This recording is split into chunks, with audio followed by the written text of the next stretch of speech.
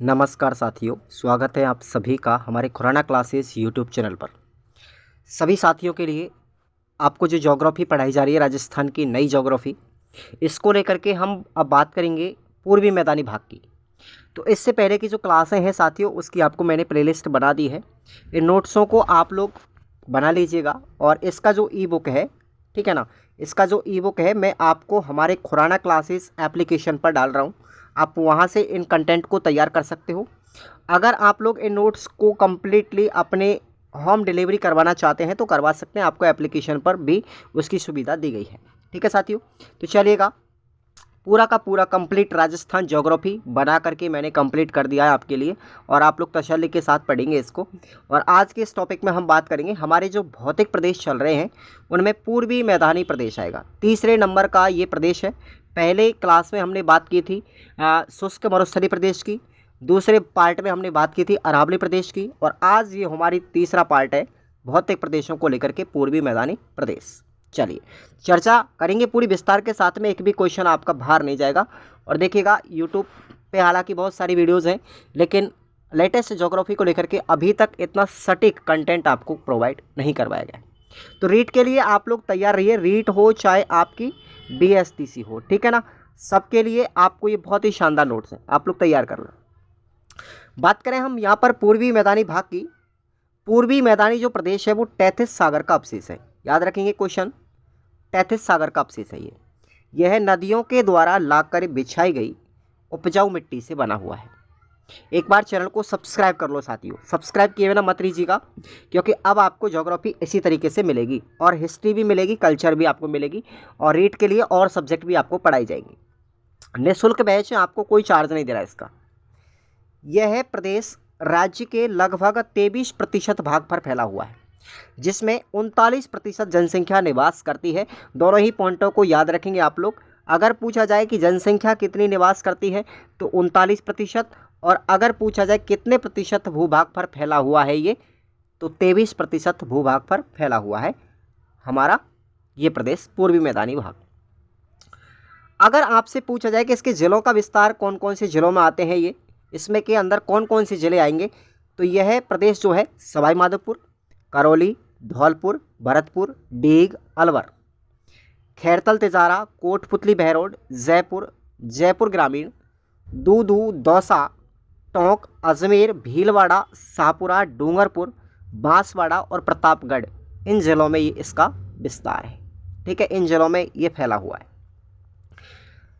इस प्रदेश में उपजाऊ मिट्टी जलोढ़ या दोमट मिट्टी पाई जाती है। अगर मिट्टी का प्रकार आपसे पूछा जाए कि पूर्वी मैदानी भाग में कैसी मिट्टी पाई जाती है, तो इसमें जलोढ़ मृदा पाई जाती है, जिसको हम दोमट मृदा भी कहते हैं। ये सबसे उपजाऊ मिट्टी है, क्योंकि नदियों के निक्षेपण के द्वारा लाकर बिछाई गई मिट्टी है। क्लियर।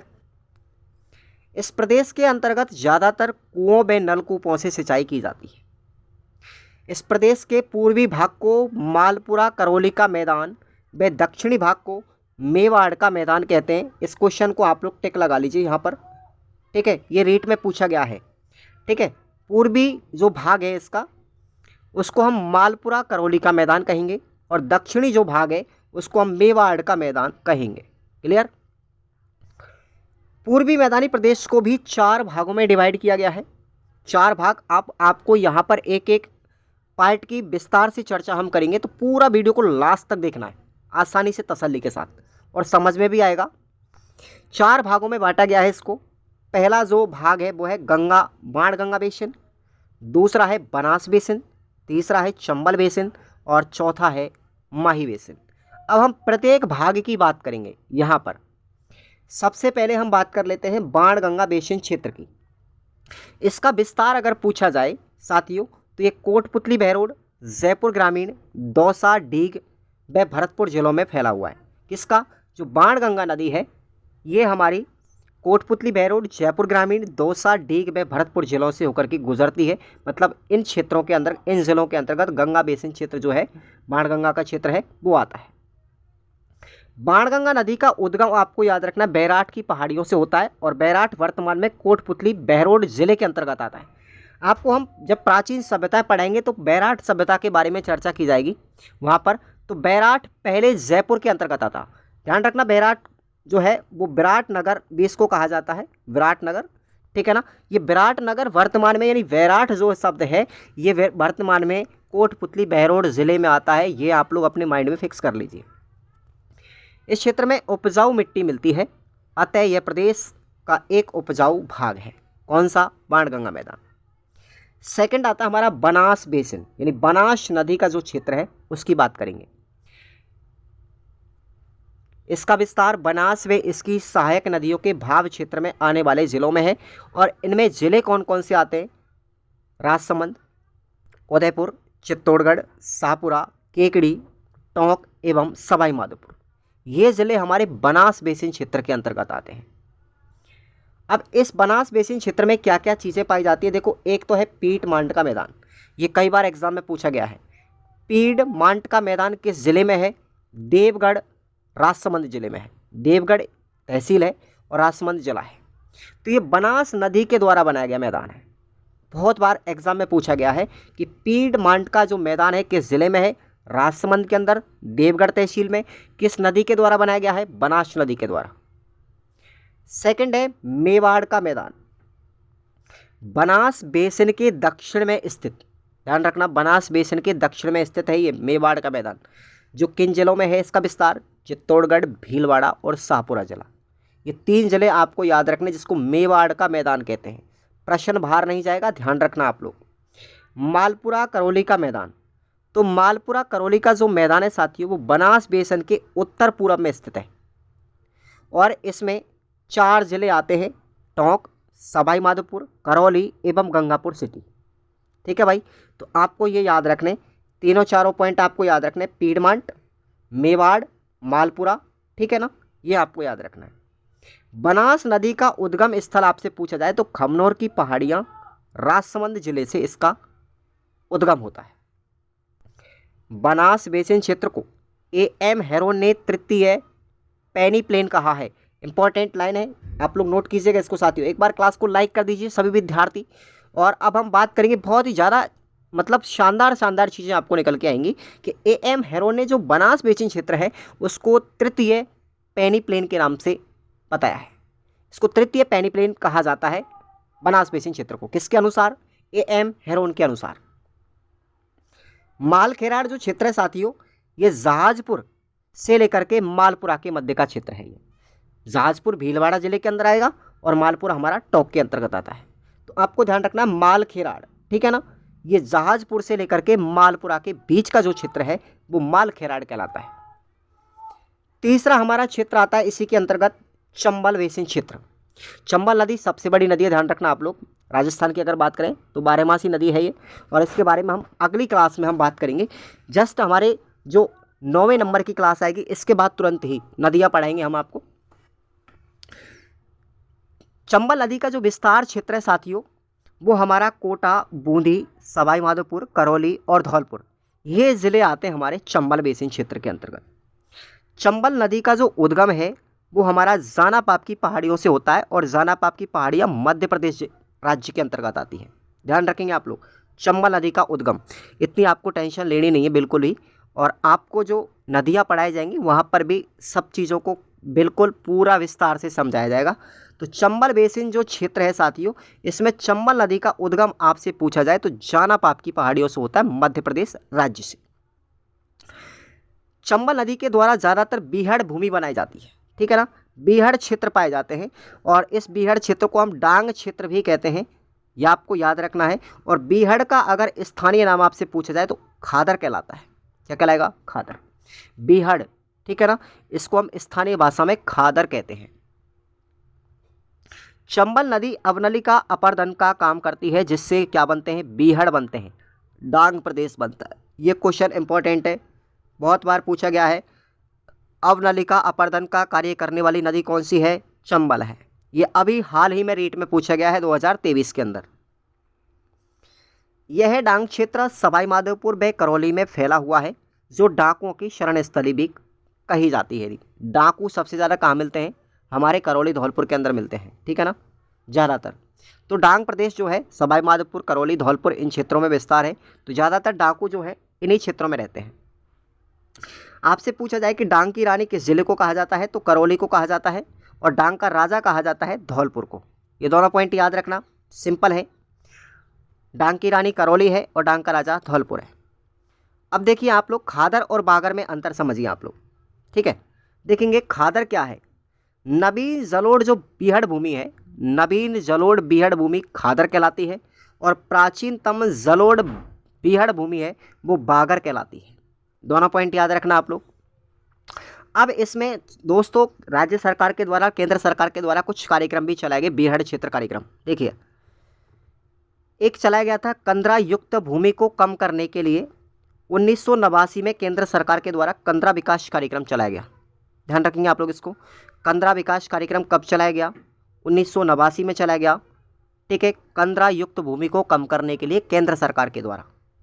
दूसरा अभियान आपको याद रखना है डांग प्रोजेक्ट योजना, ये राज्य सरकार के द्वारा चलाई गई। कब चलाई गई थी, 2004 में। दोनों ही लाइन आपको याद रखनी है, वेरी वेरी इंपॉर्टेंट लाइन है। कंदरा विकास कार्यक्रम 1989 और डांग प्रोजेक्ट योजना 2004। समझ गए, एक बार क्लास को लाइक कर दीजिए दोस्तों, मजा आएगा बहुत वाला। अब देखिए चौथा जो हमारा भाग है वो है माही बेसिन क्षेत्र, ठीक है। माही बेसिन जो क्षेत्र है साथियों, माही नदी के द्वारा बनाया गया क्षेत्र है। इसमें 3 जिले आते हैं, डूंगरपुर, बांसवाड़ा और प्रतापगढ़। समझ में आ रहा होगा। यह क्षेत्र माही नदी और उसकी सहायक नदियों के द्वारा सिंचित किया जाता है, मतलब इनमें माही नदी बहती है डूंगरपुर, प्रतापगढ़ और बांसवाड़ा जिले के अंदर।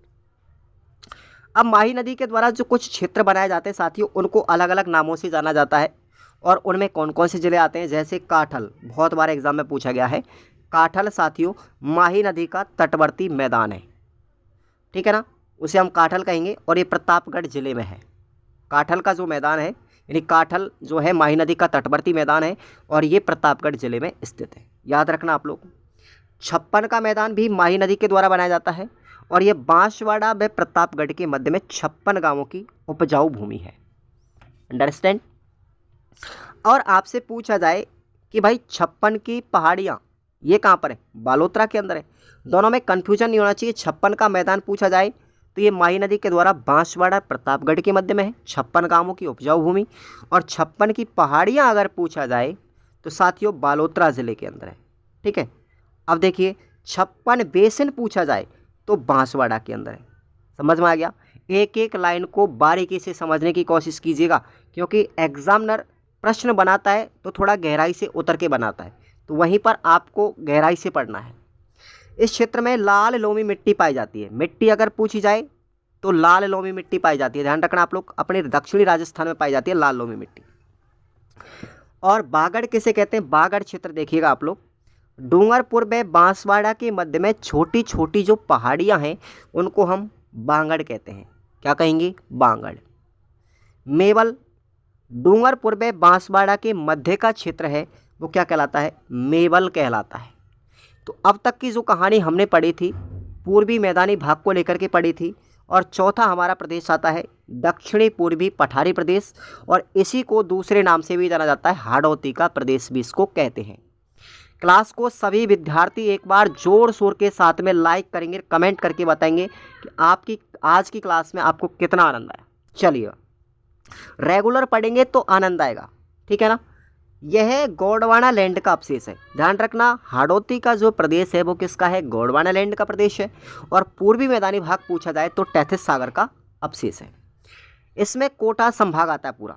अब आपको छोटा सा मैं तरीका बता दूं, अगर पूछा जाए दक्षिणी पूर्वी पठारी प्रदेश की बात करें या हाड़ौती प्रदेश की बात करें तो इसमें केवल 4 जिले आते हैं, ठीक है, मतलब पूरा कोटा संभाग आएगा। कोटा, बूंदी, बारा और झालावाड़, कोटा, बूंदी, बारा और झालावाड़, ये 4 जिलों का जो क्षेत्र है वो हाड़ौती क्षेत्र कहलाता है। इसका आपसे विस्तार पूछा जाए 23 डिग्री 05 मिनट से लेकर के 25 डिग्री 20 मिनट उत्तरी अक्षांश तथा 75 डिग्री 15 मिनट से 77 डिग्री 25 मिनट पूर्वी देशांतर के मध्य में हमारा ये हाड़ौती का प्रदेश स्थित है। और इसका क्षेत्रफल देखिए आप लोग, क्षेत्रफल पूछा जाए तो यह है राज्य के 6.89% भूभाग पर फैला हुआ है, और जनसंख्या इसमें निवास करती है 11%। दोनों पॉइंट याद रखेंगे। दक्षिणी पूर्वी पठारी भाग को हाड़ौती का पठार भी कहा जाता है, ध्यान रखना आप लोग। यहाँ पर अरावली पर्वतमाला व विंध्याचल पर्वतमाला का मिलन होता है, कहाँ पर? हाड़ौती के प्रदेश में, जिसे हम संक्रांति प्रदेश भी कहते हैं। और इस प्रदेश की औसत ऊंचाई 500 मीटर है। हाड़ौती के प्रदेश में जलवायु पाई जाती है साथियों आर्द्र जलवायु। कैसी मिलेगी? आर्द्र जलवायु। इसमें मिट्टी पाई जाती है काली मिट्टी, ठीक है। कैसी मिट्टी? काली मिट्टी पाई जाती है, जो मसालों के लिए सबसे ज़्यादा उपयोगी है। इसमें काली और लाल मिट्टी भी कुछ क्षेत्रों में पाई जाती है, कुछ मात्रा में। दक्षिणी पूर्वी पठारी भाग को मुख्य रूप से 2 भागों में डिवाइड किया गया है। पहला है मालवा का पठार और दूसरा है विंध्यन कागार भूमि। अब दोनों के बारे में थोड़ा विस्तार से सुनिए। मालवा का जो पठार है साथियों, कोटा, बूंदी, बारा और झालावाड़, इन 4 जिलों में है। इस मालवा के पठार को हम अन्य 2 नामों से भी जानते हैं, आप लोग याद रखना अच्छे से। दक्कन का लावा का पठार भी कहेंगे और हाड़ौती का पठार भी इसको कहेंगे। किसको? मालवा के पठार को, ठीक है ना। देखो, मालवा विजय के उपलक्ष्य में ही तो राणा कुंभा ने विजय स्तंभ का निर्माण करवाया था, ठीक है ना। मालवा विजय, ध्यान रखना आप लोग। तो यही वही मालवा क्षेत्र है ये, ठीक है। गुजरात के शासक को हराया था यहाँ पर राणा कुंभा ने। मालवा के पठार में मिट्टी पाई जाती है काली मिट्टी, जो कपास के लिए सबसे ज़्यादा उपयोगी है। इसका निर्माण कैसे होता है? ज्वालामुखी उद्गार से इस मालवा के पठार का निर्माण हुआ। और यहाँ पर जो नदियों का तंत्र पाया जाता है वो वृक्षाकार, वृक्ष की आकृति में यहाँ पर नदियाँ बहती हैं, ठीक है भाई। सेकंड जो इसका भाग है वो है विंध्यन कागार भूमि। विंध्यन कागार भूमि ये चंबल नदी के किनारे बूंदी, सवाईमाधोपुर, करौली व धौलपुर जिले में फैली हुई है। कौन? विंध्यन कागार भूमि। यह बलुआ पत्थरों से तथा चूना पत्थर से बनी हुई है। विंध्यन कागार भूमि में चंबल नदी के द्वारा कटा फटा क्षेत्र मिलता है, जिसे हम बीहड़ कहते हैं। दक्षिणी पठारी भाग को 5 धरातलीय उप प्रदेशों में भी बांटा गया है। तो पहला क्षेत्र है झालावाड़ का पठार, सेकंड है डग गंगाधर के उच्च क्षेत्र, तीसरा है शाहबाद उच्च क्षेत्र, चौथा है अर्धचंद्राकार पर्वत श्रेणियाँ और 5वां है नदी निर्मित मैदान। एक भी प्रश्न आपका बाहर नहीं जाएगा और इससे बेटर कंटेंट आपको किताबों में भी नहीं मिलेगा, इतना सटीक और सरल। अब आपको याद रखना है कुछ इंपॉर्टेंट फैक्ट आपको इसके अलावा मैं आपको बता रहा हूँ। बूंदी की पहाड़ियाँ कैसी हैं भाई? अर्धचंद्राकार मिलती है। बूंदी की सबसे ऊंची चोटी ध्यान रखना कौन सी है? संतूर है, 353 मीटर है।